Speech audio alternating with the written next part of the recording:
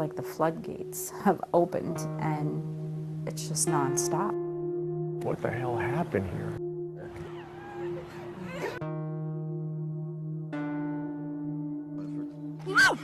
Probably 9 out of 10 people do fentanyl and don't even know it. None of us know what we're doing.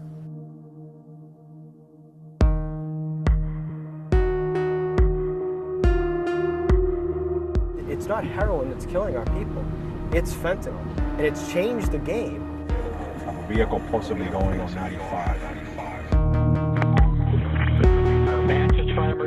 Request for an ambulance in Manchester. It's the Shell gas station. The patient is in the bathroom. He is overdosed. It's going to be for a female in her 20s overdosing in the bathtub. She's not conscious. The caller states that she is overdosed. I don't know what to do. Stop talking for a moment. I don't know what's happening to this generation. You know, I look out my window, you know, I'm looking at ground zero for the United States for fentanyl. We went from 20 overdoses to 80 overdoses in a matter of a month, and we're like, what the hell happened here? But we've been chasing it ever since, trying to get ahead of this, and it's really tough to get ahead of something like this. Set off my painting. Yep. Okay. I'm pretty invested in my personnel, and I worry about what they do. When I grew up in the fire service, we never saw this much, you know, death. All right, Dalen, probably should go to the hospital, get you checked out there. Yeah, you're not in. If we leave you, and you drop again, and nobody finds you, that's how people die. Yeah. Since this crisis has hit, we go out on these types of calls over and over and over again, all day long.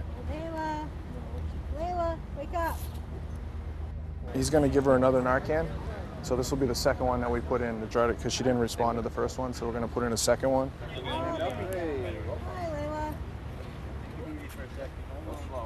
It's just unfortunate, you know, daytime at a park, you know. You think you're going for a walk in the park, you know, next thing is an overdose. If this crisis right now doesn't worry you, then there's something wrong. You're not paying attention to it. Every day, people are out on the highway, driving down that I-95 corridor to the source city or source cities where these organizations have these drugs readily available.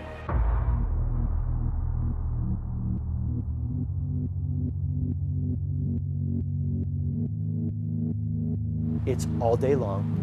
It's Monday through Friday and on the weekends, and it's nighttime, daytime, and during business hours. It's cheap, it's easy to manufacture. For these cartels, they don't have to worry about opium anymore. They don't have to worry about the plant, sun, water.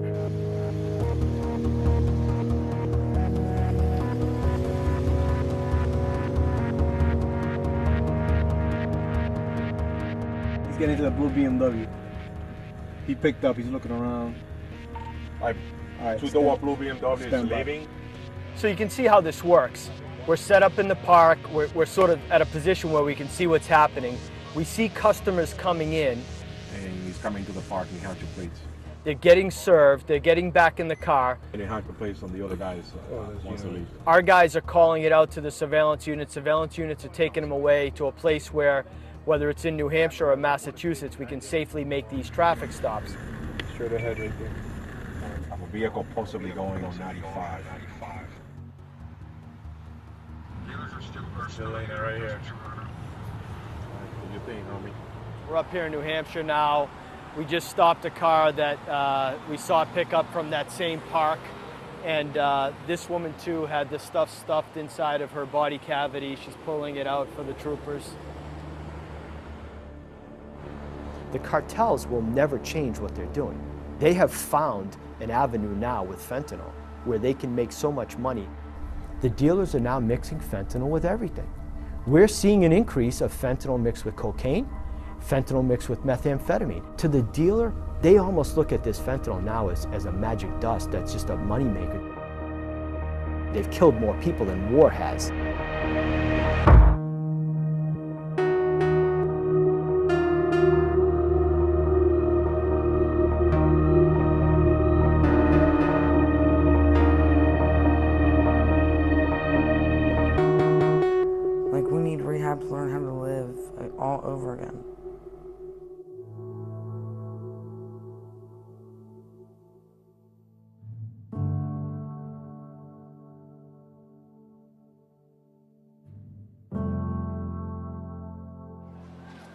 Fentanyl is very dangerous because it's stronger than the heroin, and people are overdosing on it, and it's really scary and very alarming, and we're losing a lot of people.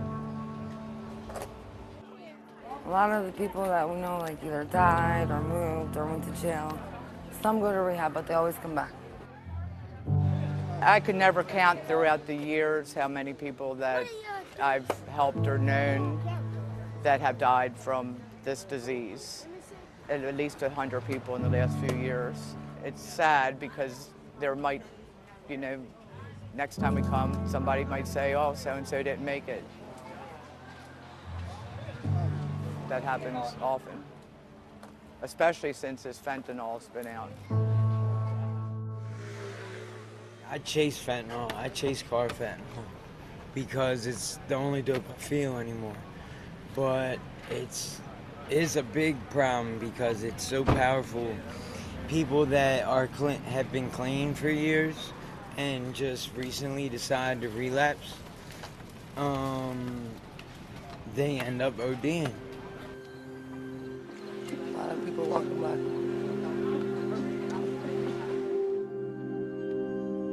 Dude, do not do that. Dude, a rat just got on me.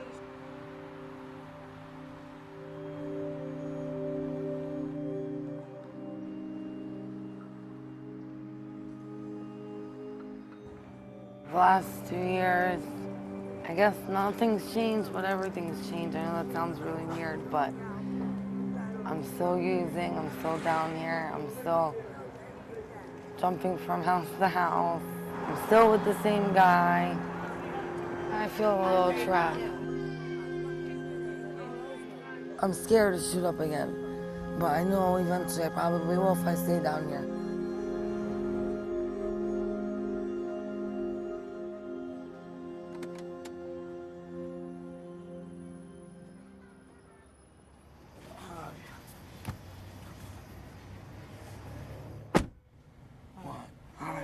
Yes, I'm fine. You don't have to ask. I said, maybe they're going to. I'm fine.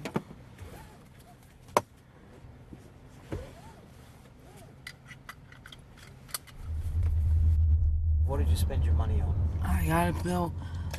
He got a pill. And then we each bought a crack after we got everything else. Like, that we needed. Like gas and stuff. Then you said you had to go get some more money. How'd you do that? Go get a date.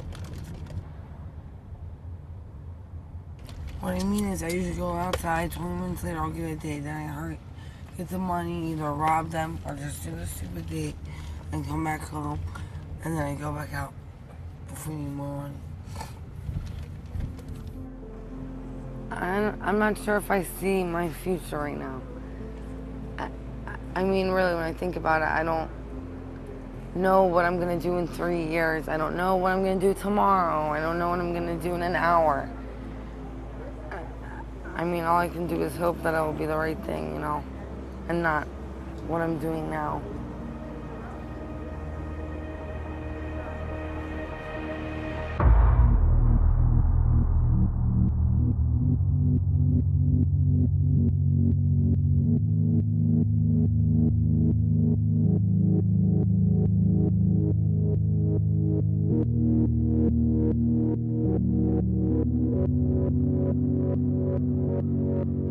This addiction changed me from being a talented, ambitious young kid into basically a degenerate, just a shadow. It took my family, my friends, my freedom, it took everything. My addiction took my self-worth, my dignity, my self-respect. My health, my friends and family, my education, money. Nobody wanted anything to do with me. I couldn't get a job, I couldn't keep a job. Most of my family members consider me dead.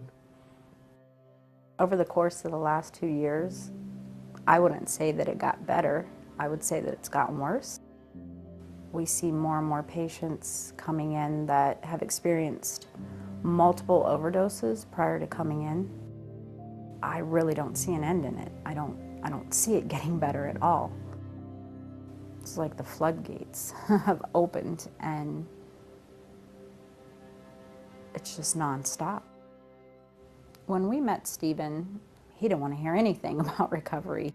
Even though he was kind and sweet and respectful, I knew he just wanted to get up and go get high that day. I've seen that scene, and it disgusts me how I looked. Couldn't even keep my eyes open. I couldn't form a sentence, slurring, and I believe I was very close to overdosing that day. It ruins my life. I don't need it, but I feel like I do. Never get enough of it.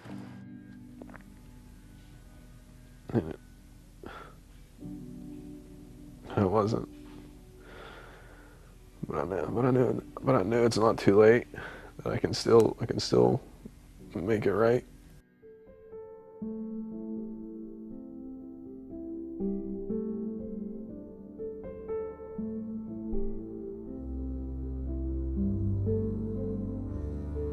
Two years ago, I couldn't even dream that I could be here doing what I'm doing and as happy as I am. Oh my God. Hi. How are you? I'm good. Oh my God, look how healthy you look, boy. Does it exist here? Like, it typically exists everywhere? It exists. It's everywhere. Right, so, I mean, it's happening here? Yeah, it definitely is here. I've seen it a little bit. I know an addict when I see one. It's definitely here. You have to go look for it. If I wanted to find it. It doesn't come knocking at your door, yeah, it doesn't or come drop knocking you at my off door. like a Yeah. pizza, right? Yeah, like back home, Yeah. it was right in your face, and Sure. it came and found you. If there's one individual, Stephen, who I know that we had a hand in saving his life, it's worth it. Nobody's life's better than someone else. We all deserve a chance at success and to live. Some of us have lost our way. It's not a poor people thing anymore. It's not a inner city ghetto drug anymore. It's everywhere, and it's killing people left and right every single day. Something's got to be done, or eventually there's going to be no coming back from it. I just hope we haven't reached that point already.